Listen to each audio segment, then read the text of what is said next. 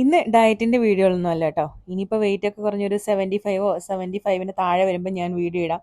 അപ്പം ഞാൻ പറയാം എന്തൊക്കെയാണ് ചെയ്തതെന്നുള്ളത്. നമ്മളൊരു യാത്ര പോവുകയാണ്, ഒരു ഷോപ്പിങ്ങിന് വേണ്ടിയിട്ടാണ് പോകുന്നത്. ഞങ്ങൾ മൂന്നുപേരും, ഞാനും കുട്ടികളും ഉണ്ട്.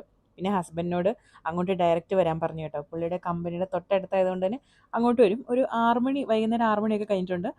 വലിയ ട്രാഫിക്കൊന്നും അല്ല കേട്ടോ. നമ്മൾ പോകുന്നത് മല്ലിഹാ റോഡിലോട്ടാണ്. മല്ലിഹാ റോഡിലെ ഇമ്പൾസ് വെയർ ഹൗസ്, അവിടെ ഇടയ്ക്കിടയ്ക്ക് ഇങ്ങനെ സെയിൽ ഇടാറുണ്ട് കേട്ടോ.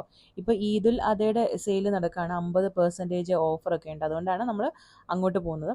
അപ്പം മെയിനായിട്ട് ഞാനിവിടെ വരുന്നത് മേക്കപ്പ് ഐറ്റംസ് വാങ്ങിക്കാനാണ് കേട്ടോ. പിന്നെ ഈ റിമ്മൽ, ഫ്ലോർമർ, ഷീറ്റ് ഗ്ലാം, ഇതിൻ്റെയൊക്കെ ഓഫേഴ്സ് ഉണ്ട്. പകുതി വിലയ്ക്കൊക്കെ നമുക്ക് കിട്ടും കേട്ടോ.